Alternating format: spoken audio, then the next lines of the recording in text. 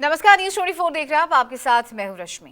देश के 5 राज्य विधानसभा चुनाव की दहलीज पर खड़े हैं, जिनमें मध्य प्रदेश भी शामिल है, जहां कांग्रेस बीजेपी में कड़ा मुकाबला माना जा रहा है। इसलिए दोनों तरफ से वादों की झड़ी लगा दी गई है। सूबे के मौजूदा मुख्यमंत्री शिवराज सिंह चौहान ने ऐलान किया है कि अगर फिर से उनकी सरकार बनी तो हर घर से एक शख्स को रोजगार दिया जाएगा। जाहिर है वादा चुनावी है और 24 से पहले बीजेपी को 23 में कमल खिलाना है। लेकिन बीजेपी के नौकरी के वादे को लेकर कांग्रेस ने तंज कसना शुरू कर दिया है। आखिर वादों के पीछे के इरादे क्या हैं, इस रिपोर्ट में देखिए। हर परिवार में एक रोजगार, एक व्यक्ति को हर परिवार में रोजगार दूंगा।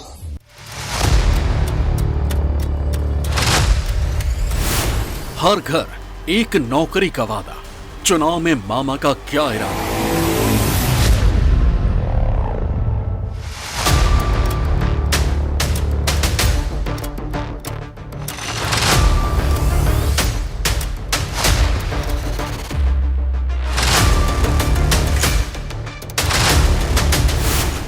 एमपी में वादों की लगी झड़ी।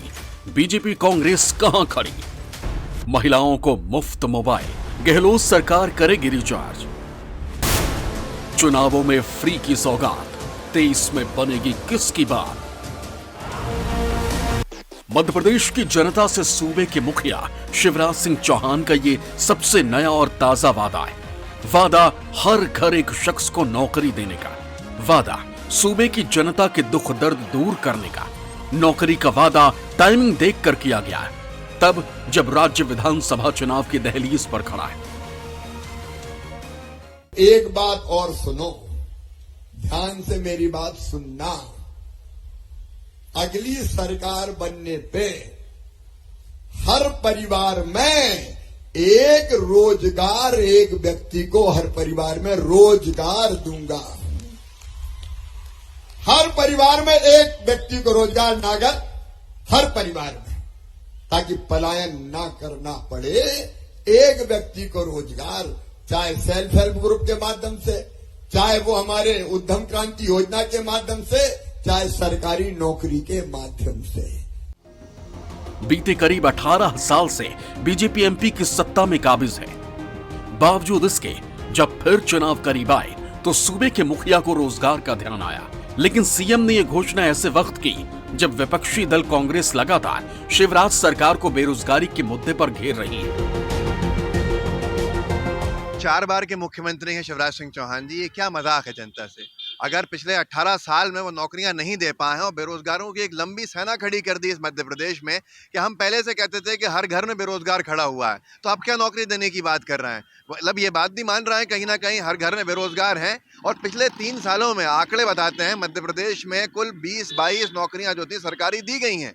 तो ये इनका ट्रैक रिकॉर्ड है, सिर्फ और सिर्फ बेरोजगार युवाओं से मजाक करना, भद्दा मजाक करना। आज शिवराज सिंह चौहान जी और उनकी सरकार की पहचान बन गई है। लगातार रोजगार को लेकर सरकार काम कर रही है। 1 लाख रोजगार देने का जो दावा था वो पूरा हुआ। यदि बात करें तो इंदौर में ग्लोबल इन्वेस्टर मीट हुई, जिसमें 15 लाख से अधिक युवाओं को रोजगार देने को लेकर जो निवेश के प्रस्ताव आए। तो लगातार रोजगार को लेकर सरकार काम कर रही। स्वरोजगार से लोगों को जोड़ा जा रहा है। युवाओं को बड़ी संख्या में स्वरोजगार निधि के माध्यम से सहायता प्रदान की जा रही और लगातार रोजगार देने को लेकर सरकार गंभीर है। रोजगार को लेकर सरकार लगातार अपने वादे को पूरा कर रही। शिवराज जी जो कहते हैं उसको पूरा करते हैं। दरअसल शुक्रवार को शिवराज सिंह चौहान ने अलीराजपुर सिंचाई परियोजना का लोकार्पण किया। इस परियोजना पर करीब 905 करोड़ रुपए खर्च होंगे। इस दौरान उन्होंने चुनावों को ध्यान में रखते हुए नए वादे का ऐलान कर दिया। मेरे भाई और बहनों, मध्य प्रदेश की माटी की पूजा और तुम्हारी सेवा के लिए मुख्यमंत्री बना हूं। दिन और रात काम करता हूं तुम्हारी जिंदगी बदलने के लिए। और तुम्हारी जिंदगी में अगर बेहतरी आ गई तो मेरी जिंदगी सफल हो गई, मेरा मुख्यमंत्री बनना सार्थक हो गया। चुनाव के वक्त पार्टी नेताओं द्वारा ऐसे वादा किए जाना कोई नई बात नहीं है। एमपी की लड़ाई बेहद अहम है।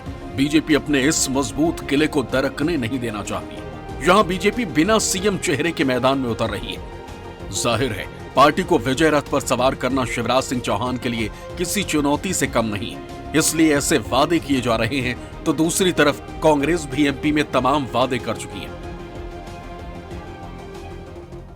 शिवराज सिंह चौहान ने हर घर एक सदस्य को नौकरी देने का वादा किया, तो कांग्रेस पुरानी पेंशन लागू करने और किसानों की कर्ज माफी की गारंटी दे चुकी है। बीजेपी ने एमपी में 2 लाख बेघरों को घर देने का वादा किया है, तो कांग्रेस ने 500 रुपए में गैस सिलेंडर देने की घोषणा की है। बीजेपी ने लाडली बहना योजना के तहत राशि 3000 रुपए तक करने का ऐलान किया है, जबकि कांग्रेस ने महिलाओं को 1500 रुपए महीना देने की घोषणा की है। बीजेपी ने 11,19,000 किसानों को 2,134 करोड़ रुपए ब्याज माफ करने का वादा किया है, जबकि कांग्रेस ने बिजली माफ करने की घोषणा की है। शिवराज सिंह चौहान पिछले 6 महीने से देखिए लगातार घोषणाएं कर रहे हैं, और घोषणाएं ऐसी हैं जो सीधे सीधे चुनाव में जो एंटी इनकम्बेंसी को या तो वीक करने की कोशिश है या अपना पॉपुलर वोट बढ़ाने की कोशिश है। लेकिन सवाल यहाँ आता है कि क्रेडिबिलिटी कैसी है। जब आप हर परिवार के एक व्यक्ति को नौकरी देने की बात करते हैं तो फिर ये सवाल उठते हैं कि जो पटवारी परीक्षा दी थी, जिन लोगों ने उन्हें नौकरी मिली कि नहीं, जो राज्य कर्मचारी चयन मंडल है उनके पास रिजल्ट रुके हुए हैं, उनके रिजल्ट क्यों नहीं आ रहे, ये बहुत सारी चीज़ें हैं। और एक परिवार के एक व्यक्ति को नौकरी देना व्यावहारिक तौर पर आप देखेंगे तो संभव नहीं है। मध्य प्रदेश विधानसभा में 230 सीटें 2018 में बीजेपी के हाथ से सत्ता निकल गई थी, लेकिन ज्योतिरादित्य सिंधिया के पाला बदलने से बीजेपी सूबे में वापसी कर पाई। 23 की लड़ाई आसान नहीं रहने वाली। बीजेपी के लिए बड़ा वोट बैंक महिलाएं रहीं। शायद यही वजह है कि पार्टी की तरफ से महिलाओं को लेकर भी कई योजनाएं लागू की गई, जिनमें लाडली बहना योजना के तहत 1000 रुपए महीना दिया जा रहा है। अक्टूबर से राशि 1250 रुपए करने की घोषणा की गई। वहीं कन्या विवाह योजना के तहत गरीब बेटियों की शादी कराई जा रही है। सीएम की तरफ से महिलाओं को 450 रुपए में गैस सिलेंडर देने की घोषणा भी की गई है। जननी सुरक्षा योजना के तहत गर्भवती को 1400 रुपए दिए जाते हैं।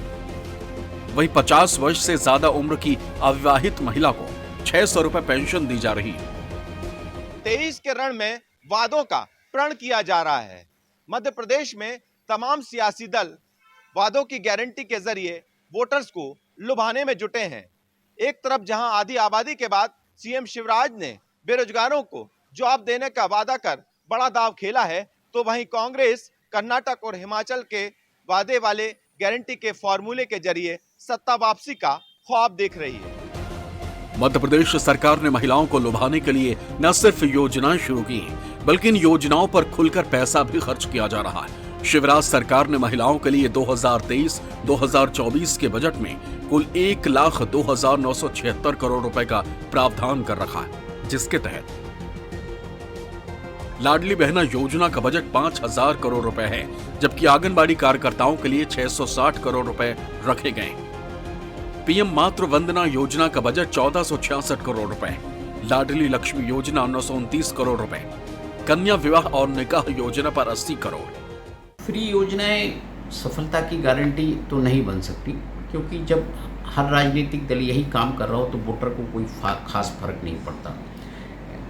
यदि कांग्रेस भी उसी तरह की योजना की अनाउंसमेंट कर रही है और भारतीय जनता पार्टी भी कर रही है तो उसके लिए तो दोनों बराबर हैं वोटर के लिए, क्योंकि जो जीतेगा वोट देगा वो वादा पूरा करेगा। केवल मुफ्त की योजनाओं के सहारे इस चुनाव को जीतना यदि इतना आसान होता तो भारतीय जनता पार्टी अपने सारे संसाधन यहाँ मध्य प्रदेश में नहीं लगा रही होती। ऐसा नहीं है कि चुनावी वादों की जमीनी हकीकत जनता नहीं समझती, लेकिन इस बार ऐसे वादों का मध्य प्रदेश विधानसभा चुनाव में क्या असर दिखता है, इसका पता विधानसभा चुनाव के नतीजों के साथ ही पता चलेगा कि किसके वादों पर जनता ज्यादा भरोसा करती और जनता का रुख किधर रहता है। भोपाल से विपिन श्रीवास्तव के साथ ब्यूरो रिपोर्ट, न्यूज़ 24।